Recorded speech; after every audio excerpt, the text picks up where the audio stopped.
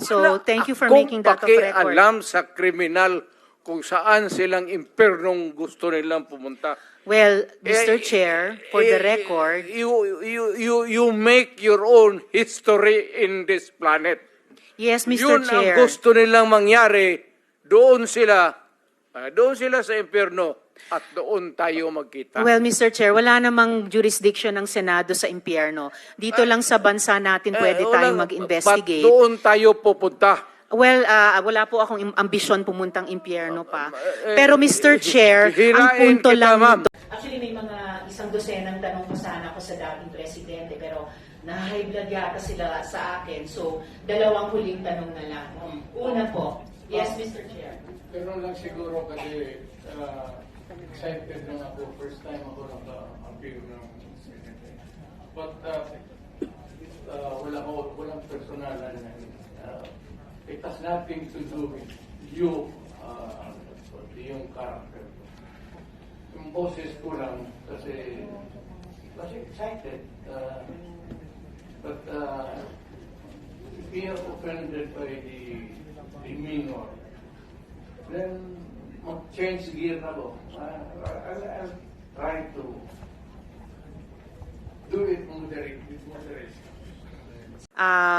Tinawagan nyo ba si Senior Superintendent Padilla para i-congratulate siya sa pagpatay sa 3 high-value targets na Chinese nationals na inilagay sa loob ng Davao Penal Colony? Kasi sinabi nyo daw, congrats Superintendent Padilla, job well done.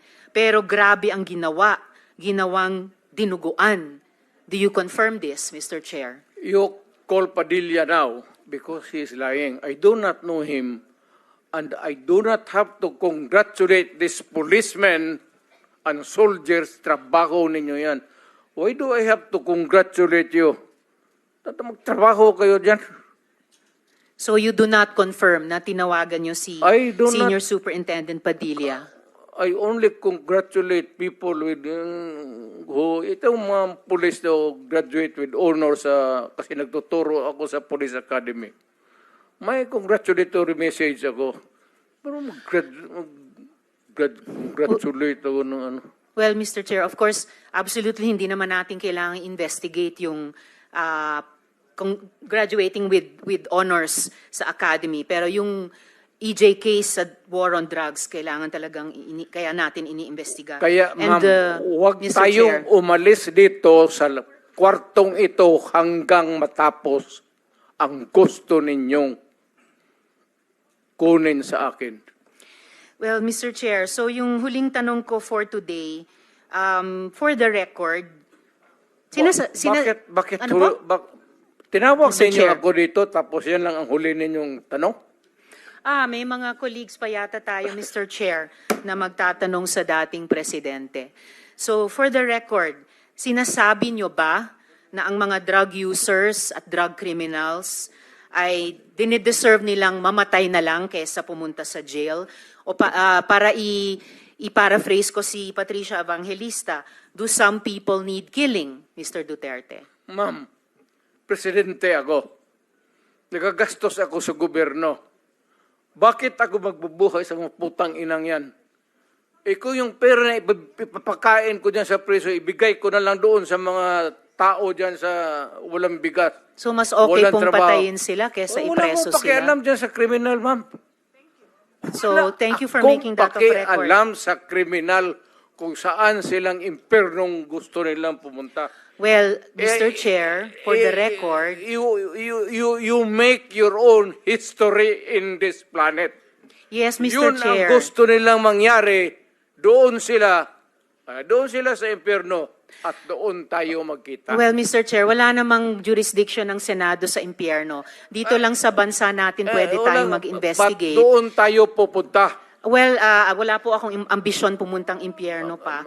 Pero Mr. Chair, ang punto lang nito ay nung magsisimula ang anumang police operations, drug-related police operations, supposed to be at sinabi ng mga resource persons, merong pong manual of operations, merong continuum of force sa pag-enforce ng sa pag-enforce, implement ng police anti-drug operation. So, ang premise is, yun na nga, arrest muna at build the case.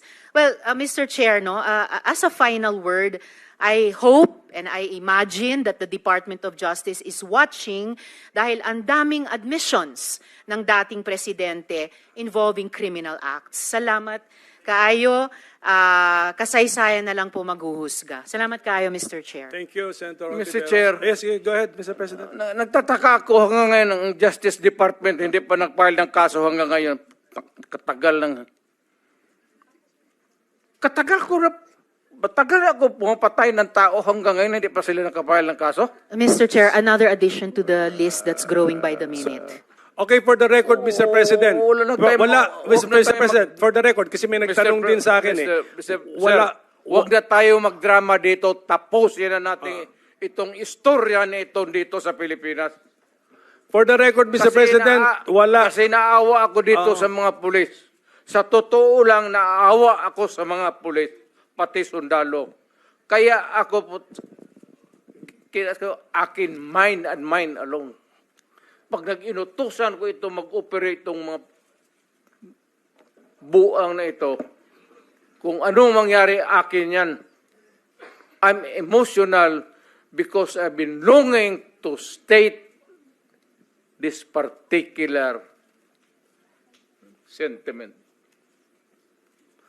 Protektado ko yan sila. Basta in the fulfillment of duty, Mr. Senator, yan sila, naging chief of police yan.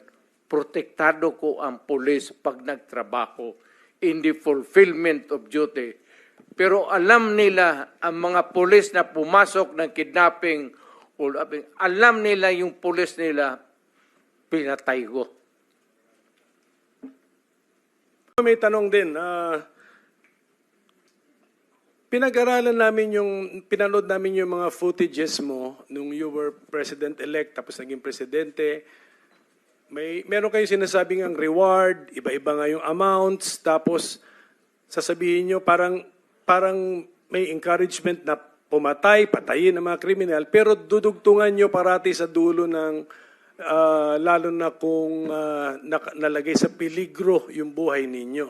Okay. So, ito lang po yung tanong ko. So, when you were president, hindi nyo ba po concern na malito yung mga nakikinig sa'yo, na kausap mo mga law enforcers, na may maniwala, lalo na dun sa first part ng sinabi mo at na-confuse na sila sa...